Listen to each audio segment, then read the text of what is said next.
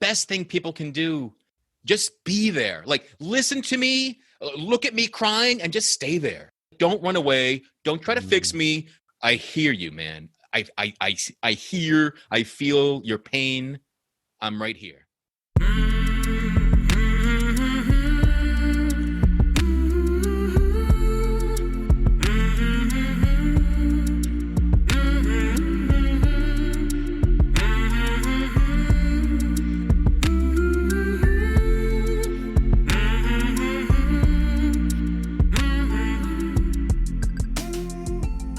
Hey there, my name is Sean, and this is Suicide Noted. On this podcast, I talk with suicide attempt survivors so that we can hear their stories. Every year around the world, millions of people try to take their own lives, and we don't talk much about it. And when we do, we're not very good at it, and that includes me. So one of my goals with this podcast is to have more conversations with attempt survivors, and I hope better conversations. Now, we are talking about suicide, so please take that into account before you listen. I do hope you listen because there is so much to learn. We have had listeners in Spain, and Uruguay, and Greece, and Jordan. More and more people in more and more places because these stories matter, and people need to hear them. If you are a suicide attempt survivor, and you'd like to share your story, I'd love to talk with you. Please reach out at hello@suicidenoted.com. And if you'd like to support this podcast, keep doing what you're doing. Listen to the podcast, let people know about the podcast, and if you're on a platform that allows you to do it, rate or review the podcast. I really appreciate it. Today I am talking with Andy. Andy lives in Massachusetts, and he is a suicide attempt survivor. Hey, Andy, how you doing? Very good. Thanks so much for joining me, man. Yeah, it's my pleasure. Most people are not going to go and hop on a podcast and talk about their struggles, particularly when it comes to suicide.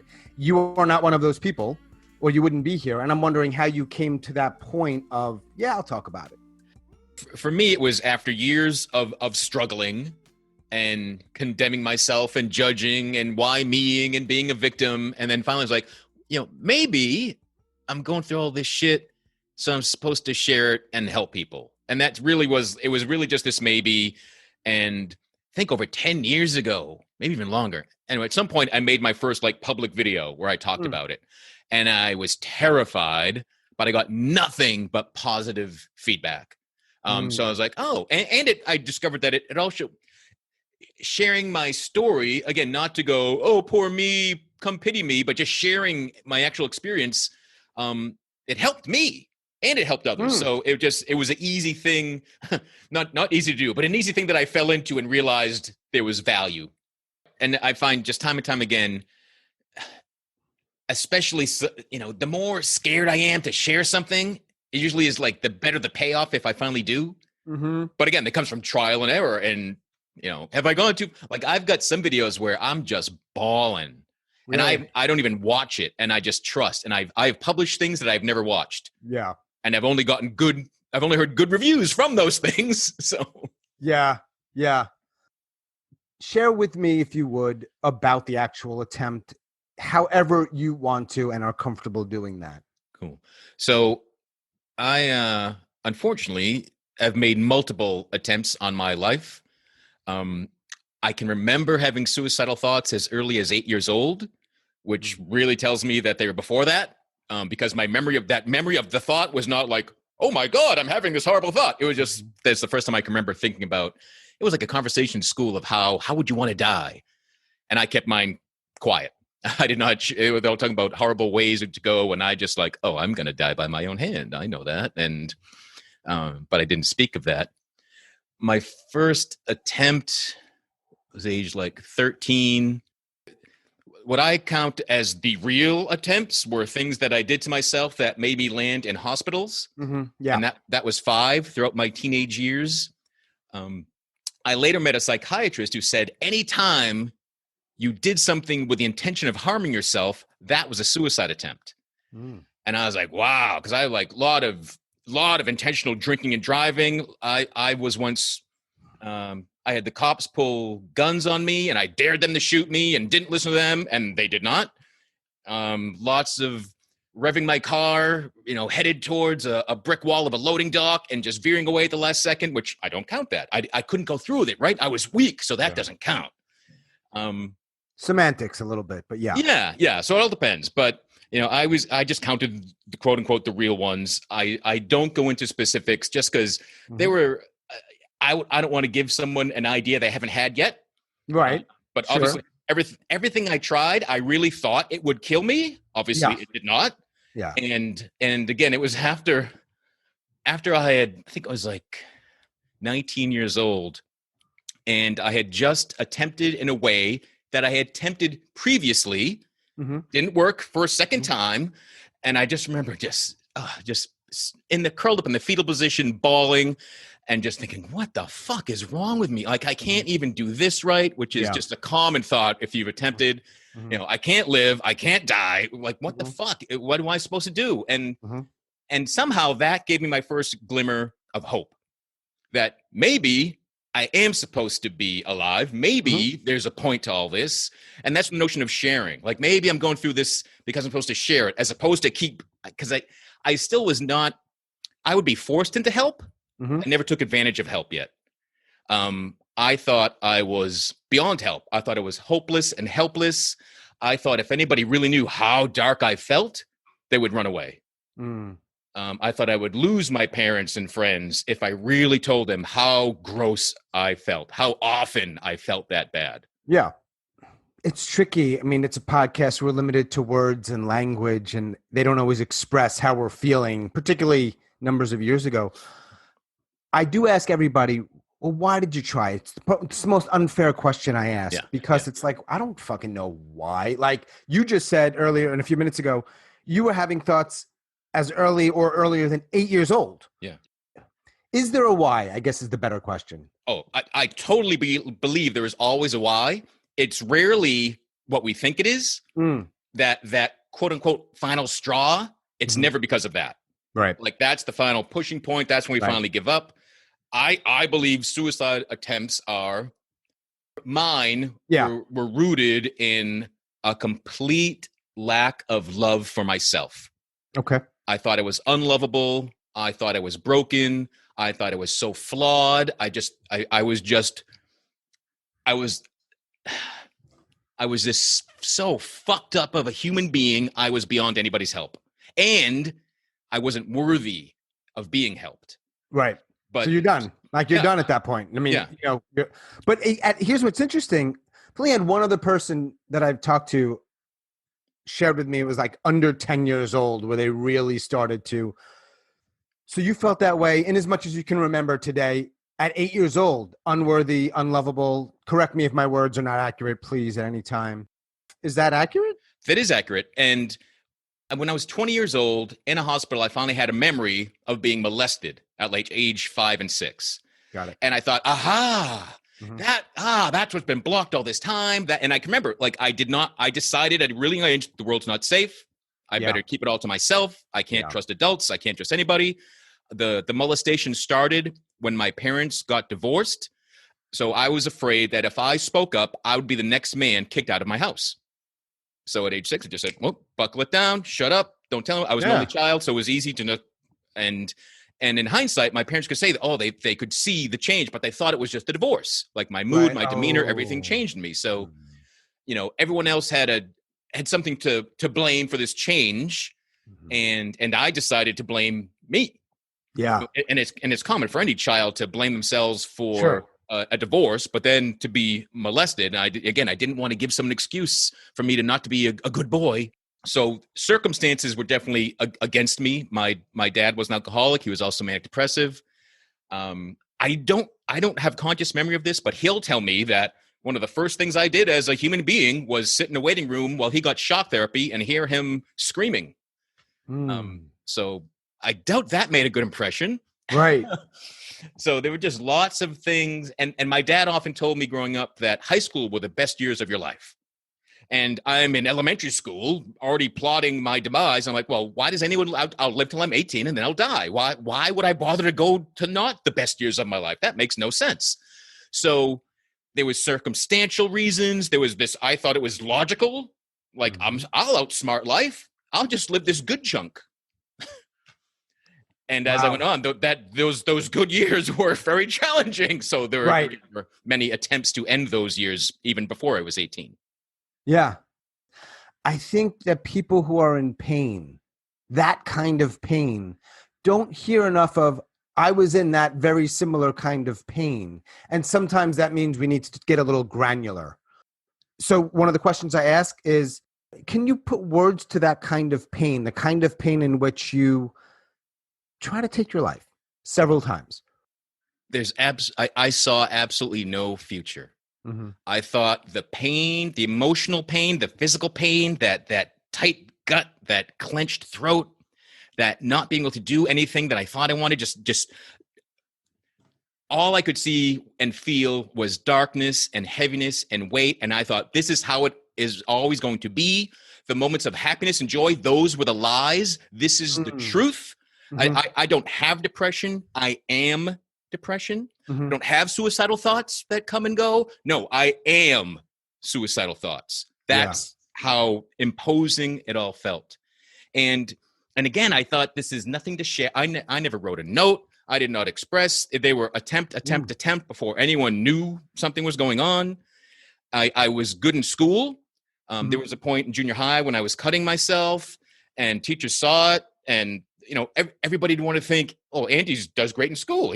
Whatever bullshit I gave someone as a reason for something, they took it. Like, nobody wanted to decide that I was, in horrible straits. There's this emotional tunnel vision. How bad I feel is how I will always feel. And it makes more sense when you're 12 or 13 or 14 and you don't have, a little time and experience like I guess we do now. When you're 13, 14, 15, it's like, man. Yeah. What's it like to want to die and then not? You don't want to be here, and then at some point you're waking up, right? This is one of the things that prompted me to go public too, because when I was a kid, I never saw any, people, this isn't the way, you don't want to feel this bad. I never heard of or met anyone, saw any adult go, oh, I used to want to die, and now I don't. Like, really? That's like, so that was never introduced to that. So that's one thing that I wanted to talk about, and that's why I went public. So I had heard stories and seen on the news, like there'd be a teenager on Oprah or something that, I lay down on the rail track and the train ran over my legs, but I was so happy to be alive. And these, they see the light, they have that moment. It's that high, it takes one attempt. That was not my experience. The first time I woke up in an emergency room following an attempt that they all were serious. The one that brought me the closest to death, I was actually, unconscious. I don't know if I call it a coma. I was unconscious for 12 hours. I don't remember being brought to the hospital or anything like that. I woke up and I realized where I am, and I was like, fuck, I'm alive. Fuck. I was not happy. I was mad. And then I realized where I was, and the nurse is a mom of two people I knew from high school. And now it's, oh, fuck. Now everyone's going to know. Life is getting worse by the moment. And, I was never, I shouldn't say never. At like age 13, my first attempt just scared me. And I was like, so that it didn't work. And I was just terrified. And I thought, oh my God, I don't want this. All right, good. This didn't work. Okay. This will never happen again. But again, I didn't get help. I just scared myself to want to live that moment. But no unburdening of what brought me there. Right. It is astounding you're alive. I would ideally I could stop and like celebrate, take credit for that. It's unlikely that you're here. Yeah. And sometimes as I went on and became a speaker, I would go to events and hear all the risk factors. And I remember being at a conference not that long ago, like 6 years ago, and they're giving me all the risk factors for suicide. And I'm like, holy shit, I have every single one of these. I felt horrible. I left that place more depressed than I went in, for sure. I just felt doomed. And that's a problem with data. When you're just hit with statistics, right? I used to think happy people were just, woo, woo, at the top, just all, they were like Ned Flanders. Just like, Oakley dokley, everything's great. They're just this one static, happy mood.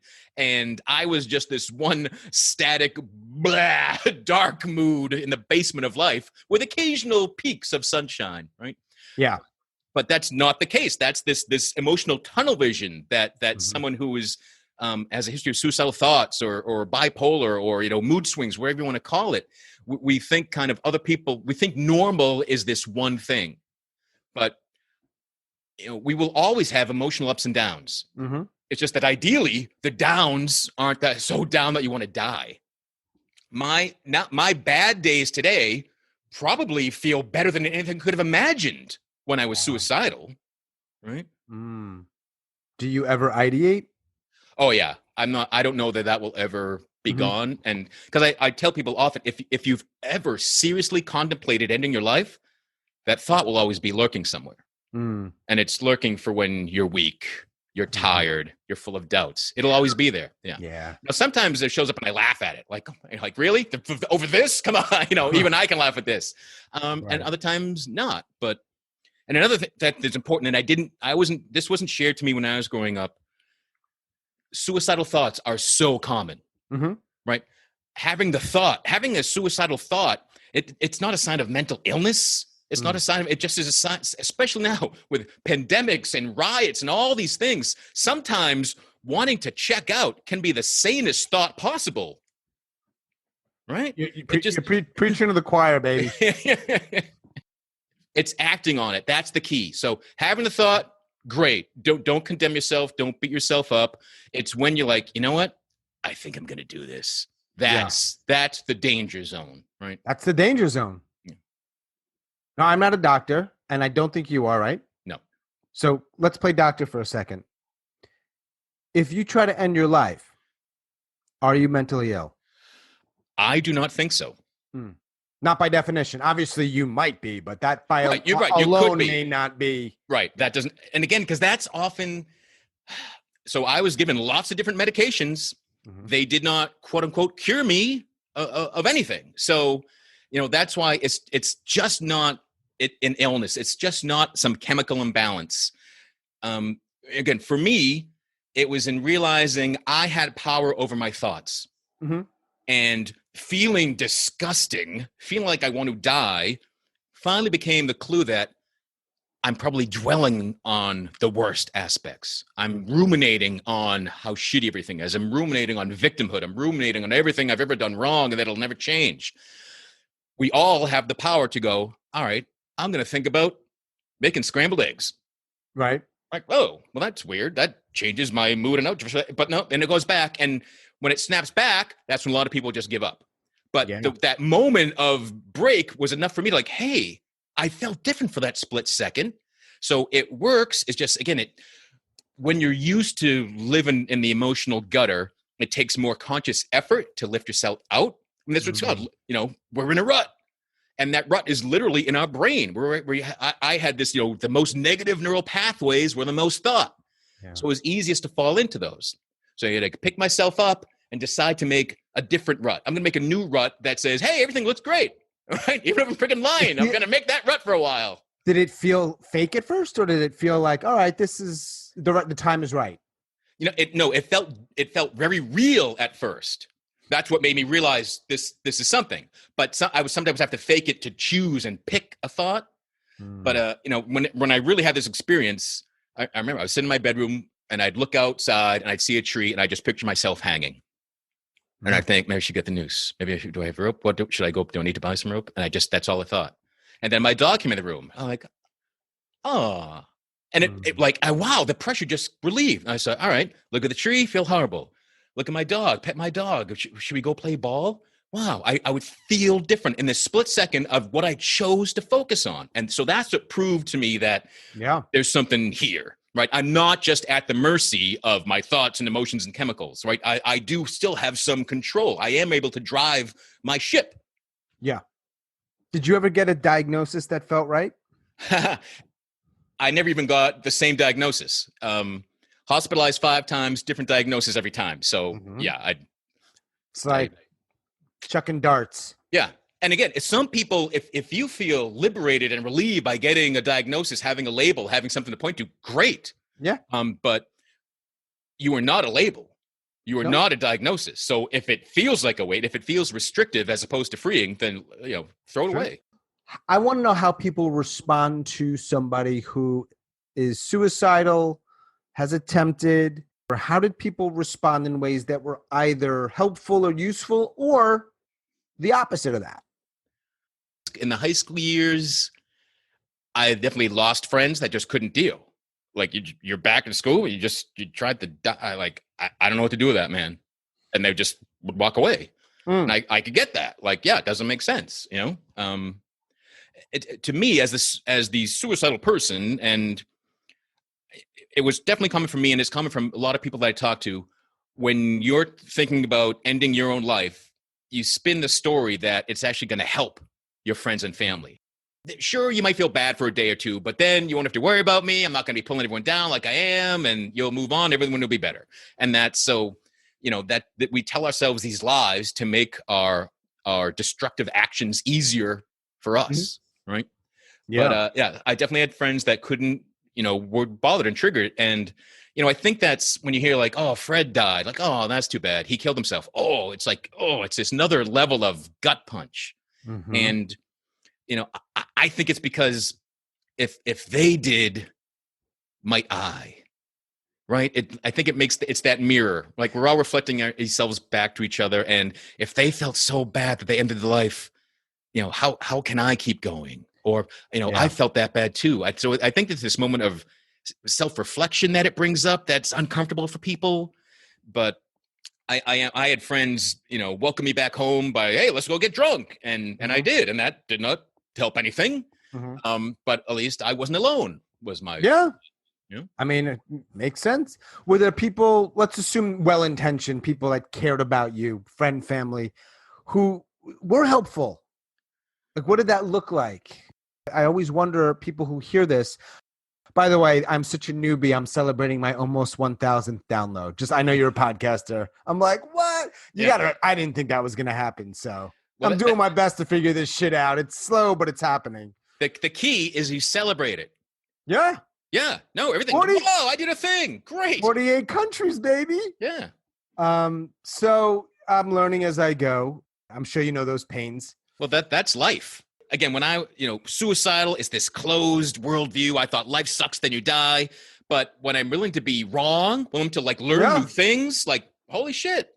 And the big difference for me is, and this almost will sound corny, but it is so true for me. I'm like, oh, that one person in Laos really might have needed to hear what Andy said. So the numbers aren't about when can I advertise. Yeah. And I don't know if I've ever said this before about anything in my life. Like, oh, these numbers might mean that someone's hearing this, and one thing someone says might make someone feel a little better. I'm like, well, fuck yeah, I'm going to keep doing it. Yeah. That's one of another addictive feeling, but it's so cool to be hooked on helping people or feedback that something matters. I find when so many people share their addiction or their mental health challenges, whatever it may be, there's I just want to help one person, right? If I could save a life, it's all worth it. And I said that same thing too. And I still remember the first person that told me that. And it was maybe a month after I said, if I just help one person, and I met a stranger, they only knew me from YouTube, and they gave me a big hug, and I thought I was going to kill myself. You popped up on my screen, and I'm still here. I was like, wow, it doesn't get old. Nah, right? Good. Yeah, that's good medicine, man. Yeah. One of the things I like to talk about is the people in our lives who are well-intentioned, who are inadvertently making things worse by the things they say. I focus on the things and the words. It could also be actions or silence. Sometimes I find that people say stuff that isn't helpful. And I like to ask your experience with that, if it applies. That was a very long question. I hope it was clear. No, I mean, there's all the older cliches that, suck it up, man up, what you crying about. So yeah, anytime someone tries to sum up your suicide attempt or your depression with a cliche, probably not helpful. That's a good rule. I find the best thing people can do They don't have to do anything. Just be there. Like, listen to me, look at me crying, and just stay there. Like, don't run away. Don't try to fix me. Just like, yeah, I hear you, man. I hear, I feel your pain. I'm right here. And that can be the biggest thing someone can do. Huge. We don't learn that. Oh, no. Yeah. Which is astounding to me. I'm not taking away from all the things we do learn formally and informally. Very few people learn that. And that's a weird kind of thing to not learn that. It's pretty important, no? Well, most humans in our society don't want to feel uncomfortable. I believe that every addictive behavior is a way to like hide our feelings. So if you're someone that's been battling emotional, mental challenges, you're triggering people to feel. So that's why the people that mean good, like, well, let's get drunk, let's get high, come on, let's go forget about everything you just did. And like, I'll keep repeating this pattern if my goal is to forget about everything I just did. And it took me repeating my pattern for a long time for me to get that. But yeah, you got to grow up. You got to take responsibility. That was one thing I was afraid of. I thought responsibility meant blame. It's realizing that I was the hindrance. Instead of it's so much easier to blame others, right? Because it gives us some space. But when we can accept responsibility for our decisions, for our actions, that is the only time you're empowered enough to possibly change it. If I think, Sean, you're the reason you called me an asshole, and now you used to be close, and now we're not, it's all your fault. Like, no, none of it that is, right? But it's an outlet, it's an expression to blame someone else. But if it's everything that you did, Sean, then I am screwed. Because I can't change you. Nope. I can only change me. And once I realized responsibility for myself and my life allowed me to change myself and my life, that was a huge turning point. When did that process begin where you started to change? I guess that is the right word. It was that moment of feeling that glimmer of hope when I had done so many attempts and I'm repeating myself and I'm like, all right, this road is not working for me either. And it was really, when I live a miserable life or I die. And I was forced to see, wait, there must be other options in between those. And so, I got into personal growth. I got into spirituality. I didn't grow up with any sort of religion. I wanted to die because I want everything to stop. It was not, I'll go to heaven, or I'll go to hell. Like, I just want everything to frickin' stop. I don't want to be an after anything. I want to be rotting in the ground, the end. I have since had enough weird experiences to realize that, it's not just now. There is more. If I prematurely end my life, it makes what's next harder. Like, there are things that as a human being I can deal with and get help with and release here, that ending my own life, there's a gravitas, there's a weight, there's an energy that just makes whatever's next worse somehow, or more difficult than it has to be. Yeah. What point were you at a place where you could start some of the work that you're doing today? What did that look like?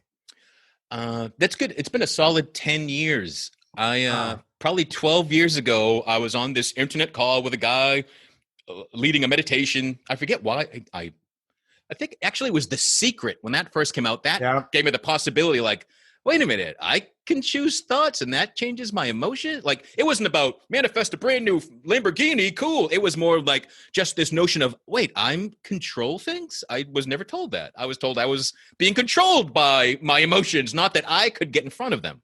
So that's what I got from that book. And that put me on different email lists and webinars and stuff. Yeah. And I was on this call with thousands of people online, and guy David Morelli was leading us through a meditation. And I thought meditation was, and just sit quietly. But he was talking us through stuff and calling energy into us. And I felt stuff. And I felt energy coming out of my palms. I felt like I was freaking Iron Man, like shooting rays. I was like, what is happening? I have never been aware of this. And I felt fantastic. I felt high. I was like, I don't know what this is, but I'm learning more. And I followed him. I eventually got trained by him. I was part of his inaugural class. I did a year-long energy coaching program. And the first 6 months were all just clearing out your own shit. Wow. And that's really why I signed up. Like, let's run this. Let me know what's going on and how to separate other people's energies. I learned that I was empathic, and this really wreaked hell on me as a kid. Cause I can remember being in school in like 3rd grade, 2nd grade, and just bawling. And like, why am I crying? This makes no sense. And I felt like, I'm picking up fear. I was so like porous. The emotions of people around me would be expressed through me. So it wasn't even mine. And again, that's what made me think that I was just broken and flawed and just this freak, and I was beyond help because I can't even. I had no problem being emotional, but I'm like, where's this coming from? And then I shut that down. Years later, I had to get drunk and able to cry. So I stuffed everything well enough. Then I couldn't express anything, so I had to go back and use something to open me up. But so I do this energy program, and I'm just like feeling better and able to pull out densities and able to unpack things and having memories and just taking things apart.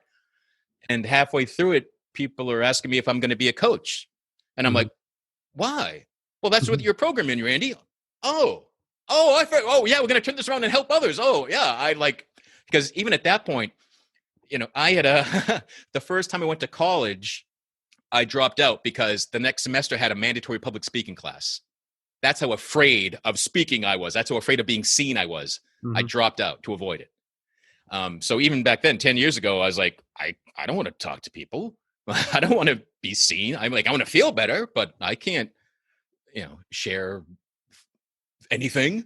Yeah.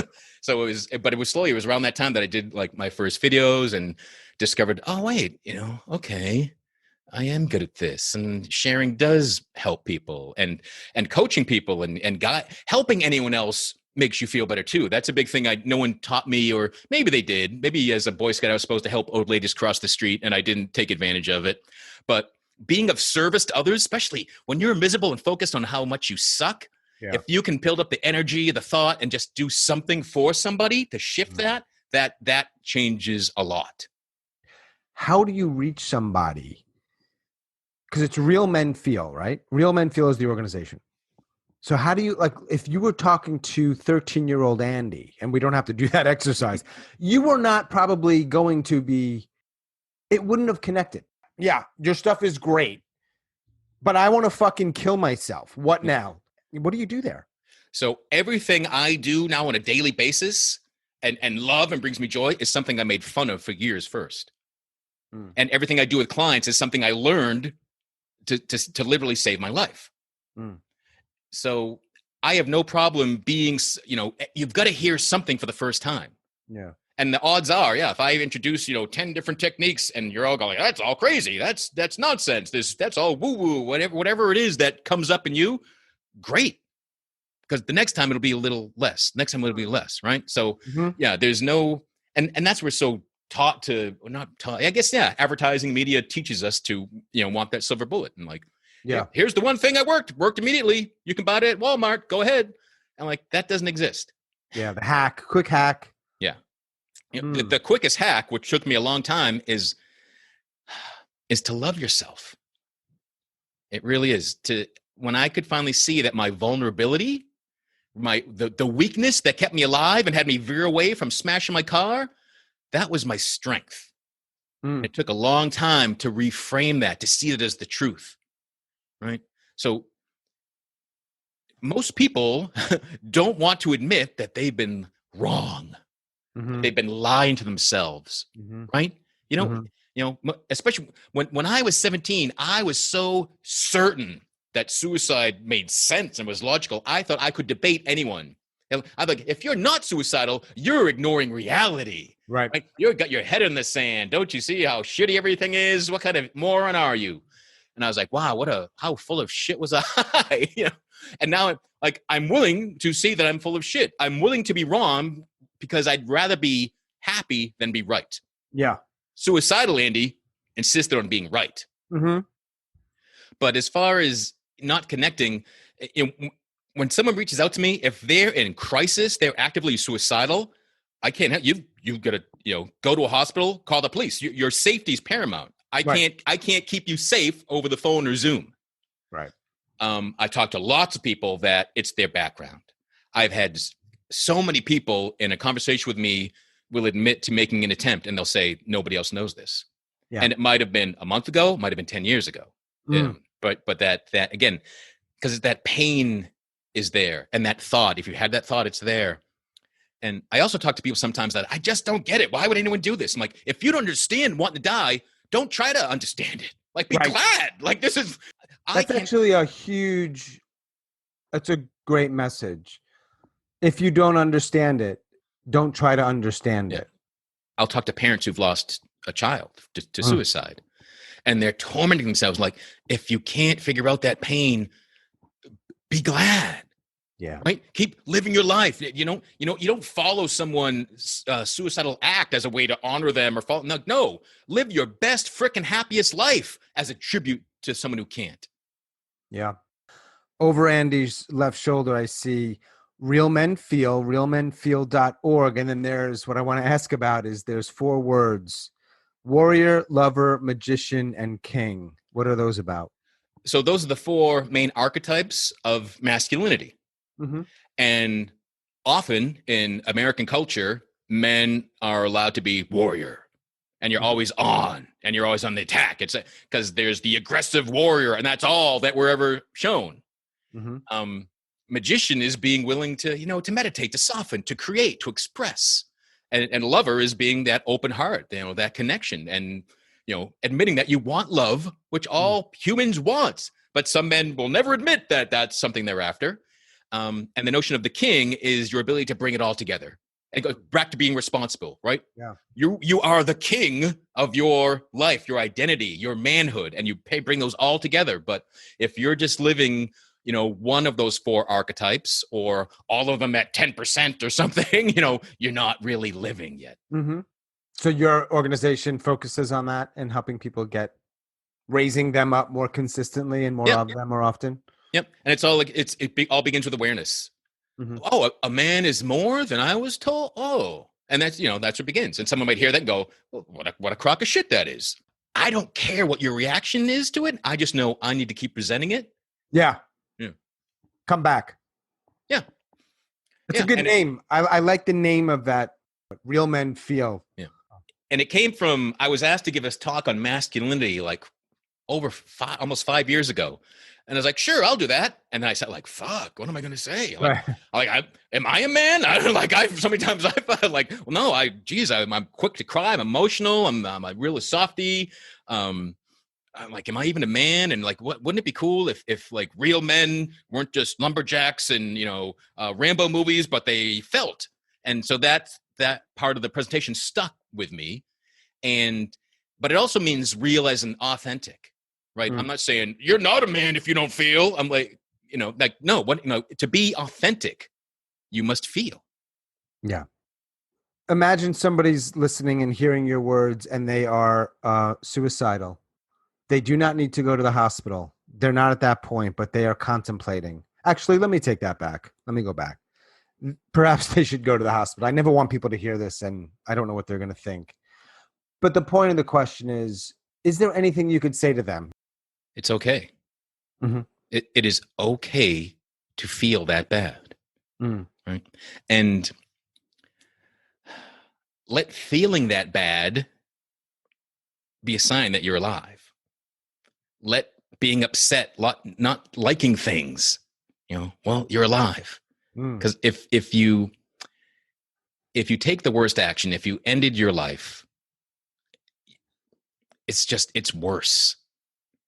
And that's not something I always got. And I don't mean, morally, religiously, but I'm really like, it's worse. That's why trying to kill yourself, it takes effort. It's hard.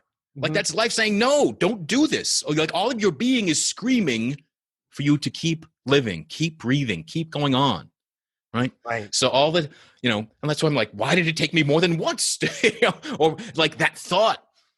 Think about something else. Like this feels so gross because it's what you're thinking about. Yeah. Right. So do your best to do something else. But first, just know it's okay. Again, it's common. It's okay. You'll get through it if you choose to. Right. And what about to the people who are in that person's life who have no idea what to do or say, Yep. and are not worried. So depending on how worried you are, right? You do want to make sure someone is safe. I had this weird, and I don't know if this is true for it's not true for suicidal people. So I'm not even going to try to say anything like that. It was true for me that I was bizarrely honest. Mm-hmm. So if you're like, are you gonna, how bad does it feel? Oh yeah, I want to die. Yeah, all right. Are you gonna can I leave you for this hour? Yeah, you can. Like I because someone was there and I know you want to help. So yeah, I'm not going to screw you by, I cut my throat when Sean turned his back. Like, I know that would upset you for at least the day. But just be there, look them in the eye. Don't run away. I remember when I was like 12 years old visiting friends of the family, and parents were chastising their youngest daughter because she had tried to OD on a bottle of aspirins. And it was like the day before she had done this. And they were laughing and making fun of her, like, no, what an idiot. What kind of a, nobody knows, everybody knows that doesn't work. What a fool you are. And I wanted to go freaking strangle these people. And so that's what not to do, right? Don't belittle. Don't judge. Don't put down. Just be there, right? Hear their pain and don't run away. Do your best not to shut down, right? If it's friends and family, loved ones, like hug, cry along with it. If they're crying, cry right with them. If they're swearing, like start swearing with them. Like join them. If someone else venting, someone else helping them to express, and just be okay. Reminded, you're human. Like I get it. Yeah. Like I have no idea what to do, honey, but I'm right here.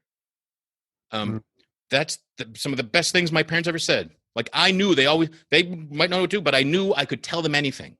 I knew that even when I hated myself, when I wanted to hate them, I knew they loved me.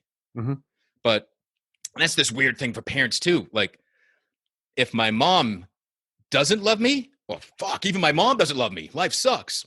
If my mom does love me, well, she's my mom. Of course she has to love me. That doesn't count. Right? We all have a way of using the facts to back up however we're feeling. We're really good at that. We're masters at that. Yeah. How has the last, 5 months been for you in the sort of new lockdown craziness? So I've worked from home for 15 years. I don't have kids, so the pandemic hasn't changed my day-to-day that much. If you already knew Zoom.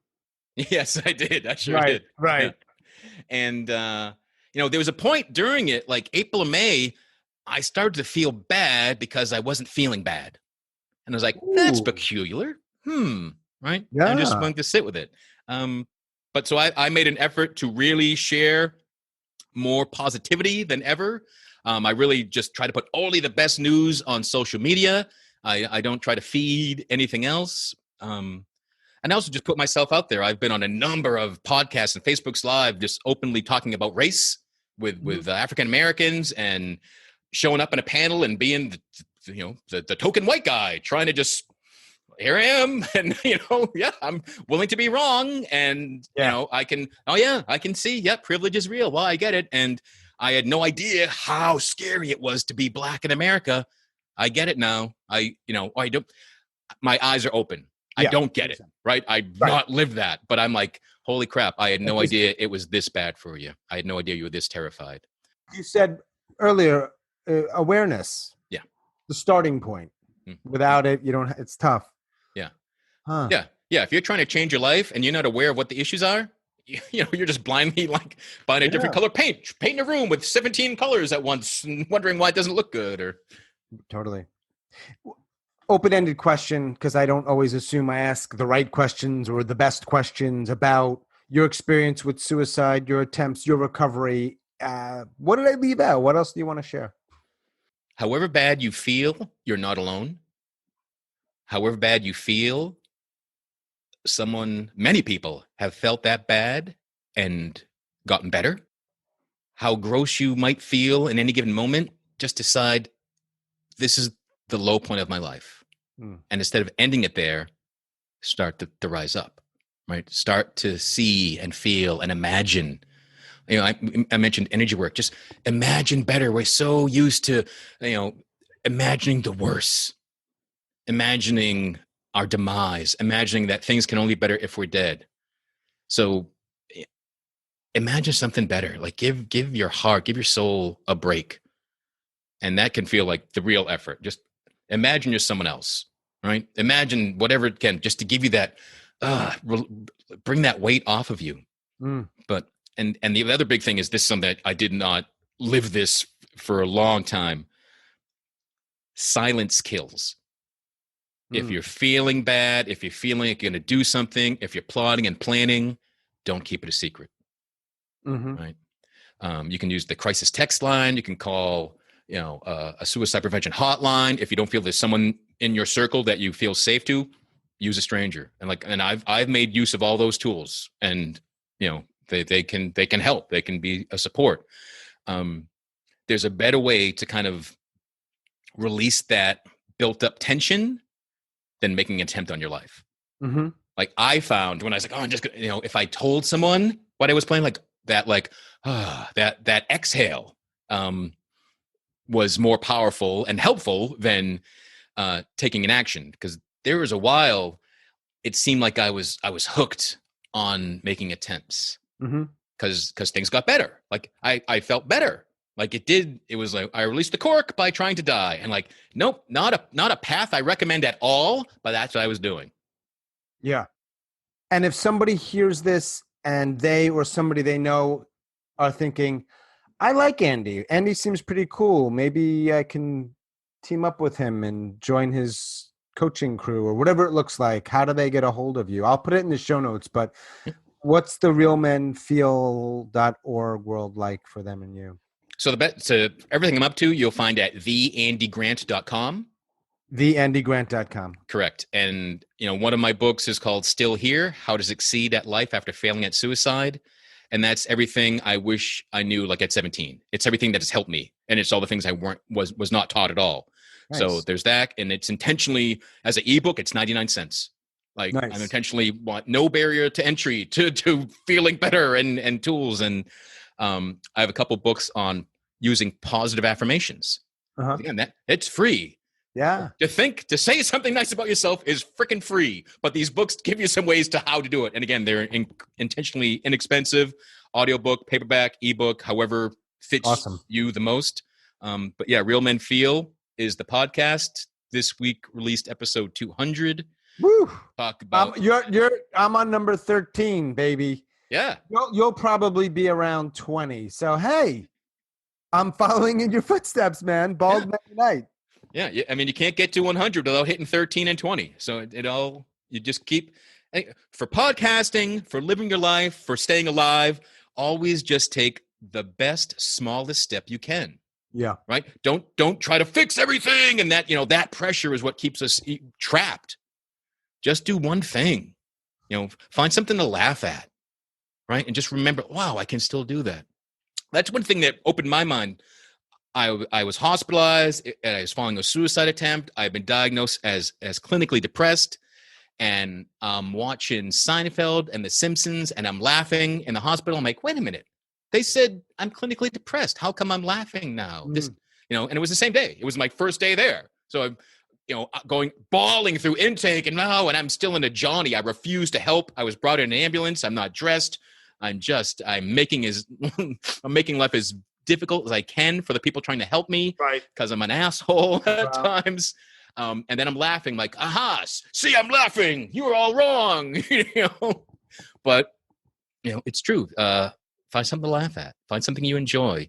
And I know in the darkest times, there's just nothing. Yeah. And that's okay. And when you're not in front of a computer, which I think you're probably in front of a computer or a mic somewhat often, what's one thing that brings you joy outside of the stuff we've talked about? I love movies, concerts. I've always had a dog. I've got my third dog in my house here. Nice. Yeah. What kind? I'll shelter dog. So yeah, her name's Scout. She definitely gets some pit bull in her. She got some hound dog. Gotcha. Awesome, bro. This has been super, super good, man. I really appreciate it. And I also, by the way, this is a weird thing that won't probably make the final version after I edit it, but thank you for not going overboard. And you didn't do it at all of like plugging your stuff. Yeah, no, That's the thing. There's like a circuit of podcasters, and I respect it because you just gave me 50 plus minutes of your time. So I'm happy. I don't have much of a following, but nonetheless, you just got real, and thank you for that, because that's what this particular podcast is about, is you really being real. Yeah.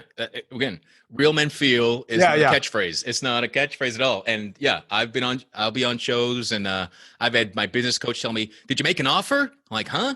Like, no, I'm my offer. I'm here talking to people. Yeah. And your business coach might be right, but I will connect with people who just keep it real. Yeah. 100% believe people will hear this and their lives will be better for it. And so thank you so much. Yeah, my pleasure. All right. Stay well, Andy. Take care. Right. Okay. Be in touch. Bye. Ciao.